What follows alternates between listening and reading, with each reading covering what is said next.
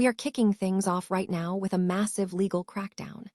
A Florida man has been sentenced to 50 years in federal prison for an Alabama sextortion scheme involving multiple victims, including minors. This is a story about the severe consequences of online exploitation and what happens when predators are brought to justice. We dive deep into how this case unfolded and the impact it has on child safety across the country.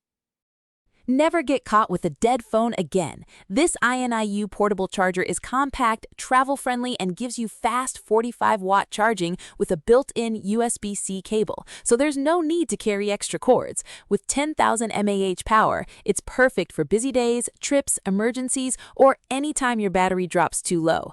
Grab yours on Amazon through the link in the comments before your phone hits 1%.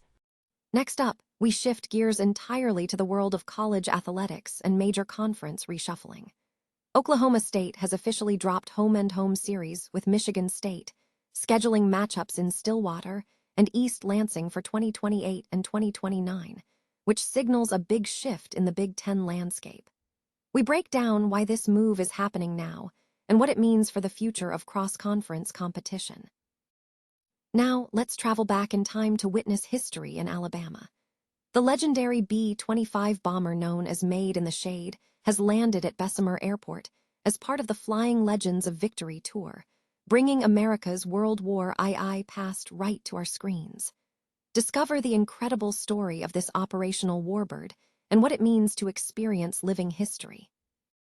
And finally, we move to immediate, severe weather threats. Tornadoes and massive storms have wreaked havoc across Mississippi and Alabama overnight, causing injuries, power outages, and widespread damage.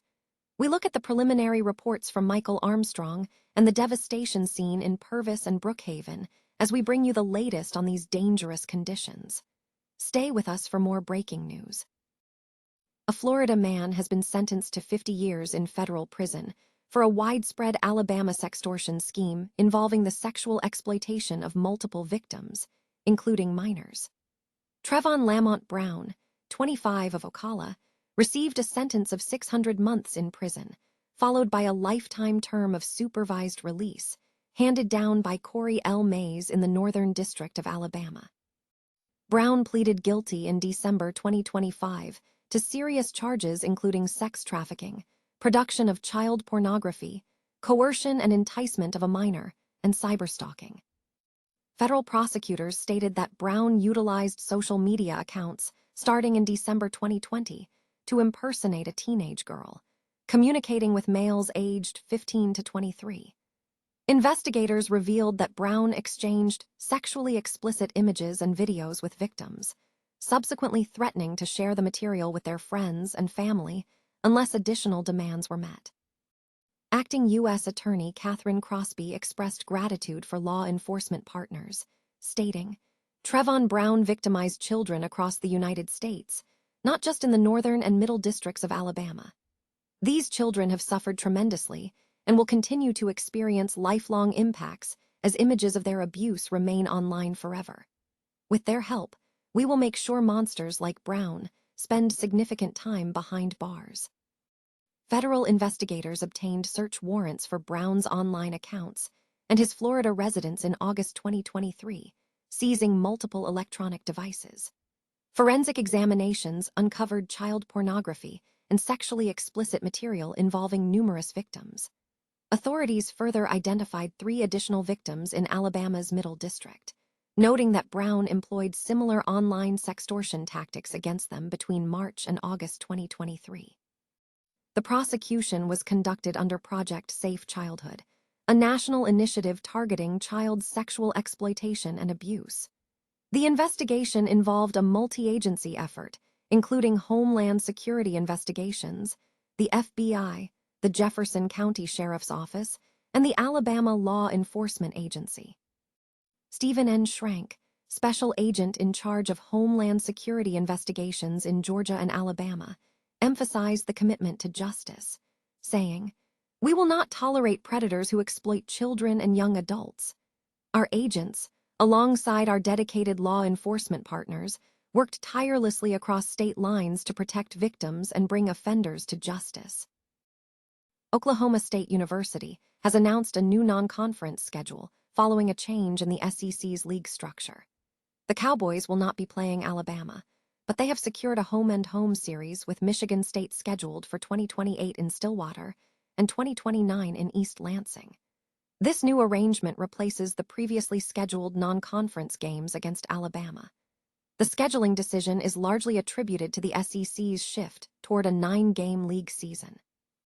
The matchup between Oklahoma State and Michigan State is significant as they have never faced each other on the gridiron.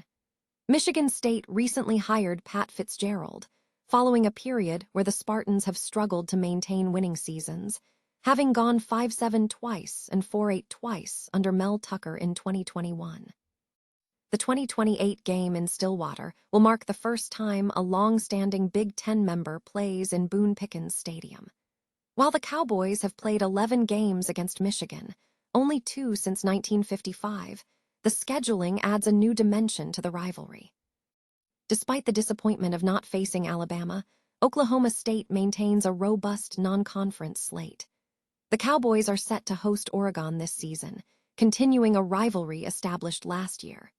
Furthermore, OSU has established series against Arkansas in 2027, 2032, and 2033, and against Nebraska in 2034 and 2035.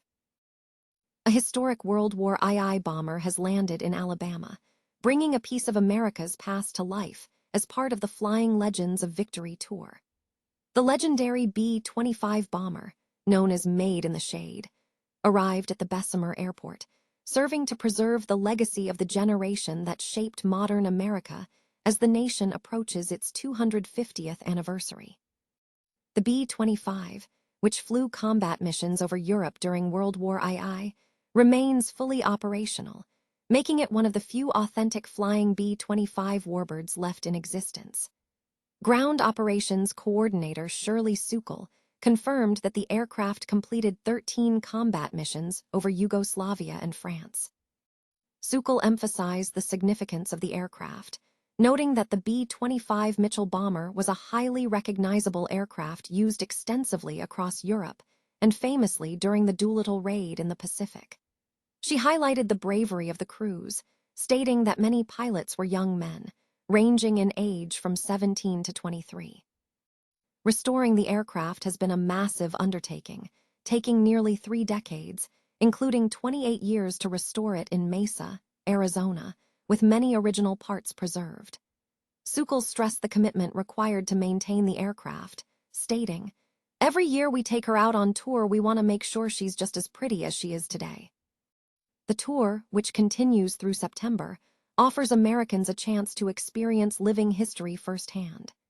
Aviation expert Ford noted that the aircraft represents a hands-on era of aviation, contrasting it with modern computerized flight systems, emphasizing that the experience is about pilots, power, and precision, not automated decisions. For visitors in Alabama, the arrival of the bomber served as a powerful reminder that national history is accessible and tangible, moving beyond textbooks and museums. Severe weather brought widespread devastation across Mississippi and Alabama overnight, with multiple tornadoes causing injuries, extensive power outages, and significant property damage. Severe storms swept through the region, delivering tornadoes, heavy rain, flooding, and hail. Meteorologist Michael Armstrong of Channel YouTube 5 reported that multiple tornadoes struck Mississippi, resulting in at least 17 reported injuries. Areas such as Purvis and Brookhaven were among the hardest hit. In Alabama, the storms were characterized by baseball-sized hail. A powerful tornado was reported to have toppled trees and obstructed a highway, with residents describing impassable conditions. The storms also caused extensive power line failures, leaving tens of thousands of homes and businesses without electricity. Residents shared harrowing accounts of the impact, including trees falling onto properties and severe winds. Preliminary reports indicate 15 tornadoes, all originating from a single supercell storm that traversed southern Mississippi.